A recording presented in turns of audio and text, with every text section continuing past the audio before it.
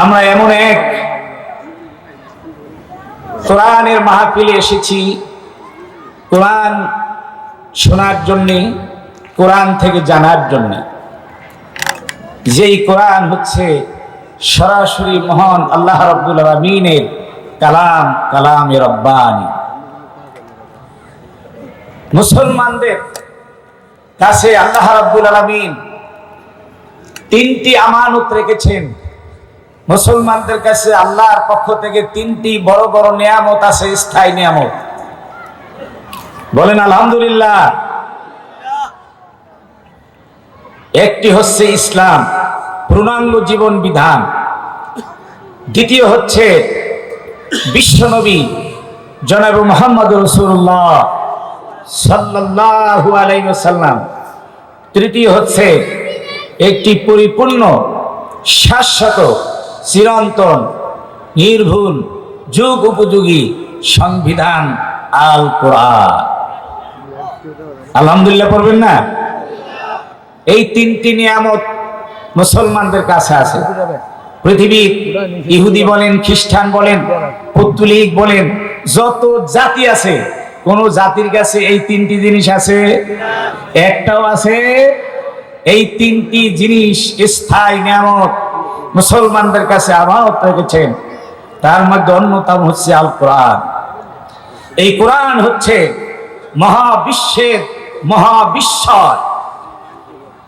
যেই কোরআনকে গবেষণা করে আজকের বিজ্ঞানীরা, দার্শনিকরা, তারা বহু নতুন নতুন তথ্য উপাত্ত এই কোরআন থেকে যুগ উপযোগী উপাদান বের করে মানুষের জাগতিক জীবনকে সহজ করে তুলেছেন। বলেন আল্লাহু আকবার।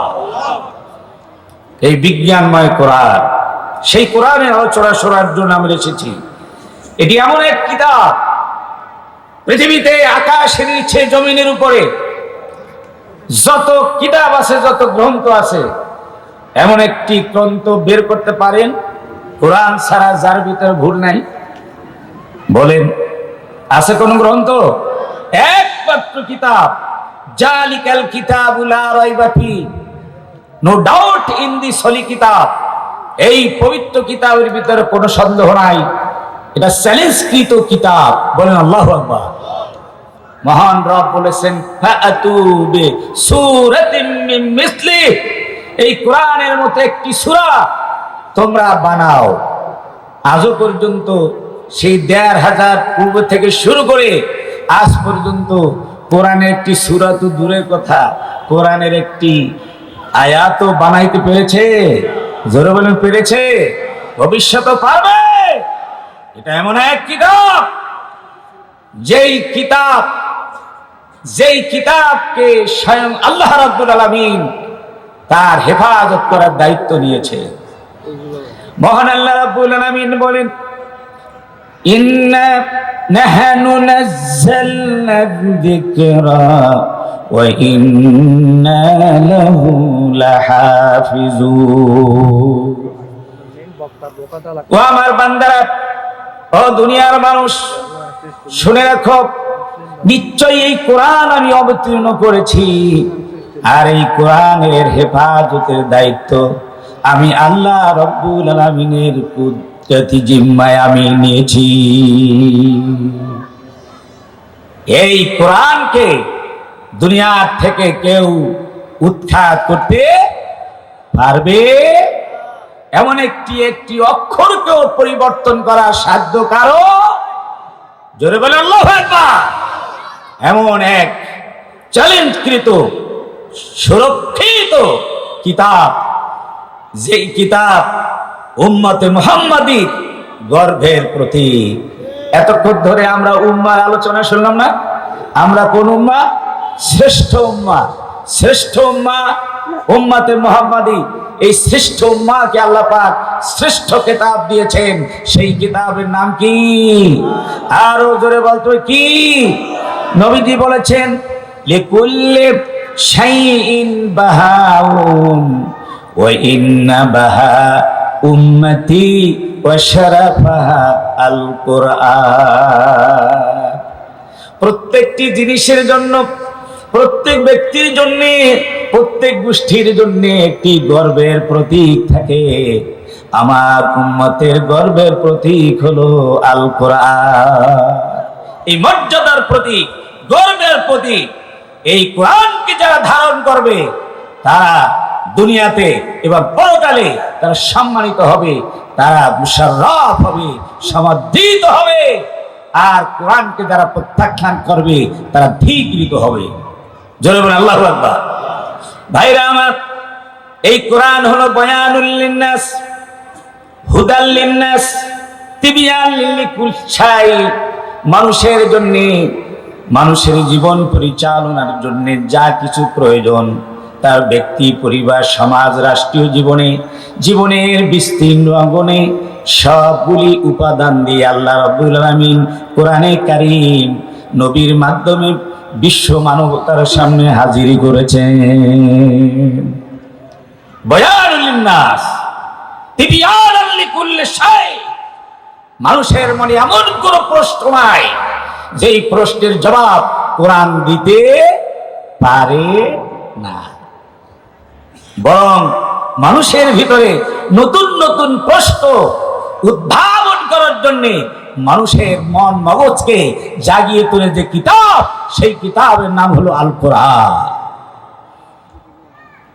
ভাইরা আমার, সেই কোরআন থেকে আমি সূরা সোয়াদ থেকে, সোয়াদের 29 নম্বর আয়াতখানা আপনাদের সামনে আমি তেলাওয়াত করেছি। আল্লাহ রাব্বুল আলামিন বলেন, কিতাবুন আনজালনাহু ইলাইকা মুবারাকুল লিয়াদাব্বারু আয়াতিহি ওয়া লিয়াতাযাক্কারা উলুল আলবাব।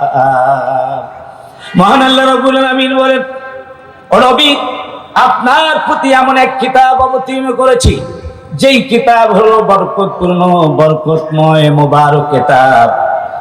যেই কিতাব সম্পর্কে তারা তাদাব্বুর করবে, চিন্তা গবেষণা করবে, অনুধাবন করবে, এবং জ্ঞানবান বিবেকবানরা এই কোরআন থেকে নসিহত গ্রহণ করবে। সুবহানাল্লাহ। সুতরাং কোরআন নাযিল করেছেন আল্লাহ রাব্বুল আলামিন শুধু তিলাওয়াতের জন্য নয়, বরং তাদাব্বুর, আমল এবং হেদায়েতের জন্য। এক শ্রেণীর মুসলমান আছে শুধু তেলাওয়াত করে, শুধু কি করে? তেলাওয়াত করে, কিন্তু কোরআন থেকে কিছু জানার জন্য কখনো সে চেষ্টা করে না। এইরকম মুসলমান আছে। একটা স্লোগান দেন না। নারে তাকবীর, আল্লাহু আকবার। প্রধান বছরের আগমন, শুভেচ্ছা, আসসালাম, মারহাবা মারহাবা। ইত্তেহাদুল আইম্মা জিন্দাবাদ জিন্দাবাদ। নারে তাকবীর, আল্লাহু আকবার। নারে তাকবীর, আল্লাহু আকবার। সম্মানিত হাজরিন, আমরা সবাই পড়ি আলহামদুলিল্লাহ। আমাদের আজকের মাহফিল সার্থক, বলেন আলহামদুলিল্লাহ। আজকের মাহফিলের প্রধান উপস্থিত আমাদের মাঝে উপস্থিত হয়েছেন। সুতরাং উনি সারগর্ব, উনি প্রাণবন্ত আলোচনা করবেন ইনশাআল্লাহ। আর আমি অল্প সময় কয়েকটি কথা বলি, আমি আমার আলোচনা শেষ করব ইনশাআল্লাহ। সম্মানিত হাজরিন, এই কোরআন অবতীর্ণ করেছেন আল্লাহ রাব্বুল আলামিন শুধু তেলাওয়াতের জন্য নয়, তাদাব্বুর, আমল এবং হেদায়েতের জন্য। কোরআনের এই একটি আয়াতই কোরআনের সঙ্গে মুসলমানদের কি সম্পর্ক হবে সেটা আল্লাহ রাব্বুল আলামিন সুন্দর করে তুলে ধরেছেন। বলেন আল্লাহু আকবার। কোরআন আমাদের কাছে আছে না নাই? জোরে বলেন, আছে না নাই? এই যে কোরআন আছে না, প্রত্যেকের ঘরে ঘরে আছে না? কিন্তু এই কোরআনের সাথে আমাদের কতটুকু সম্পর্ক আছে এবং কিভাবে আছে, এটা আমরা অনেকেই জানি না। ঠিক কিনা বলেন? তাহলে কোরআনের সাথে আমাদের সম্পর্ক করা লাগবে কিনা? আগে আসেন, সম্পর্ক করা লাগবে কিনা? এতে কারা কারা বিশ্বাস করেন হাত তুলে দেখায়। সবাই কোরআনের সাথে সম্পর্ক লাগবে। আল কোরআনের আলো, সবাই বলেন আল কোরআনের আলো। তাহলে এই একটি আয়াতের ভিতরে আল্লাহ পাক বলে দিয়েছেন যে কোরআনের সাথে একজন মুসলিমের কি সম্পর্ক হবে। এই আয়াতের মধ্যে মৌলিক তিনটি করণীয় কথা আল্লাহ পাক বলেছেন। এক নাম্বার হলো কোরআনকে বরকতের উৎস হিসাবে গ্রহণ করতে হবে।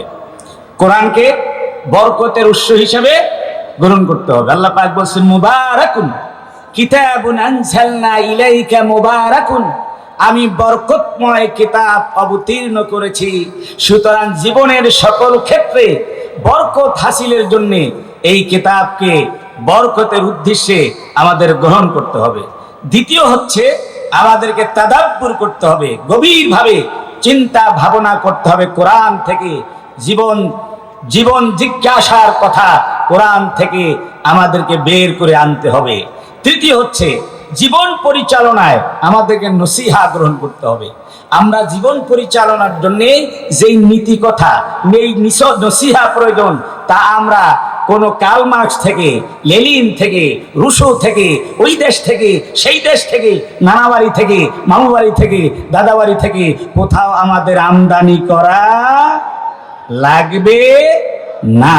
সব তিবিয়ানান লিকুল্লি শাই, সব কোরআনের মধ্যে আছে না নাই? জোরে আছে নাই? এই তিনটা করণীয়র মাধ্যমে কোরআনের সাথে একজন মুসলমানের সম্পর্ক হবে। এক নাম্বার হলো কোরআনকে বরকতের কিতাব হিসেবে গ্রহণ করতে হবে। আমি সংক্ষেপে বলছি, এই বরকত কিসে? বরকত হলো ইমানের বরকত, আমলের বরকত, সময়ের বরকত, রিজিক ও হায়াতের বরকত, পরিবার ও সমাজে বরকত, মিল্লাত ও রাষ্ট্রের বরকত। সুবহানাল্লাহ। সুতরাং এই বরকত যদি আমরা হাসিল করতে চাই তাহলে আমাদের কি করতে হবে?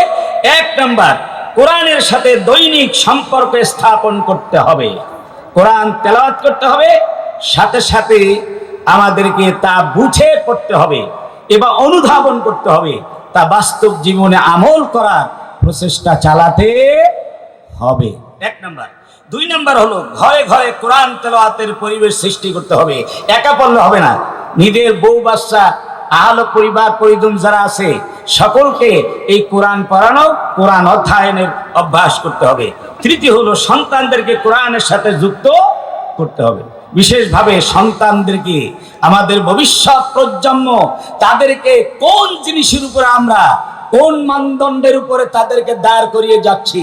সারেগামা পাদানিসার উপরে না, নবীজি আনিত সেই নূরের কোরআনের উপরে আমাকে সিদ্ধান্ত নিতে হবে।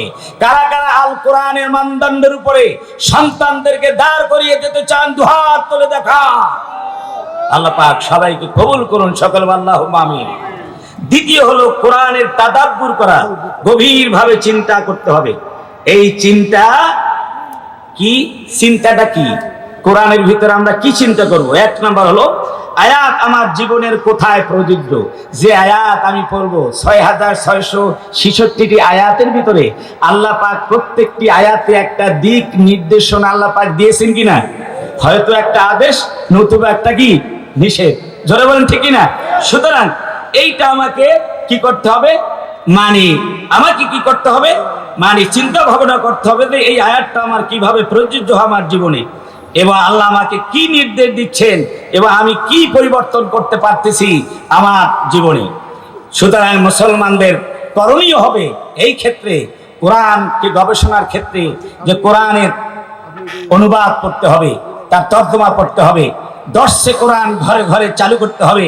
শুধু শোনা নয়, বরং নিজেকে প্রশ্ন করতে হবে, কোরআন আমার জীবনের সকল সমস্যার সমাধান কিভাবে দিবে, সে কোরআন থেকে আমাকে উদ্ভাবন করতে হবে। তৃতীয় নম্বর হলো কোরআন থেকে নসিহত গ্রহণ এবং আমল করা। যে তৃতীয় করণীয় হলো আল্লাহর কোরআনের সাথে যে আমরা সম্পর্ক রাখবো, এই কোরআন থেকে আমাদের নসিহত গ্রহণ করতে হবে, উপদেশ গ্রহণ করতে হবে। এই ক্ষেত্রে আমাদেরকে যেটি করণীয় সেটা হলো কোরআনের আদেশ মানতে হবে, নিষেধ থেকে বিরত থাকতে হবে এবং চরিত্র আখলাক কোরআনের আলোকে গঠন করতে হবে। মা আয়েশা সিদ্দিকা রাদিয়াল্লাহু তাআলার কাছে নবীজির চরিত্র জানার জন্য প্রশ্ন করা হলে তিনি বলছেন কানা খুলুকুহুল কোরআন। পড়েন, কানা খুলুকুহুল কোরআন। ও আল্লাহর নবীর সাহাবীরা, তোমরা নবীর চরিত্র জানার জন্য আমার কাছে কেন এসেছো? কোরআনকে দেখলেই তো পারো। কোরআনই হচ্ছে 30 পারা কোরআন শরীফ হচ্ছে নবীর চরিত্র, কোরআন শরীফ লিপিবদ্ধ কোরআন, আর নবীজি হচ্ছেন মুজাসসাব প্র্যাকটিক্যাল কোরআন। বলেন আল্লাহু আকবার। সুতরাং নবী করিম সাল্লাল্লাহু আলাইহি সাল্লামের এই কোরআনের আখলাকে তিনি আখলাক অর্জন করে, চরিত্র অর্জন করে তিনি যদি বিশ্বের সকলের জন্য আইকন হতে পারেন চরিত্র গ্রহণের ক্ষেত্রে, তাহলে আমরাও সেই চরিত্র গ্রহণ করে আমরা আদর্শ মানুষে পরিণত হতে পারবো। সুতরাং আসুন আমরা এই তাফসীর মাহফিল থেকে এই কোরআনের এই আয়াতের আলোকে আপনাদেরকে আমরা দাওয়াত দিব। আমরা সবাই এইভাবে আমরা একটা ইচ্ছা করব, ওয়াদা করব যে আমরা বাকি জীবন কোরআন পড়ব, কোরআন বুঝবো, চিন্তা করব এবং জীবনে বাস্তবায়ন করব ইনশাআল্লাহ।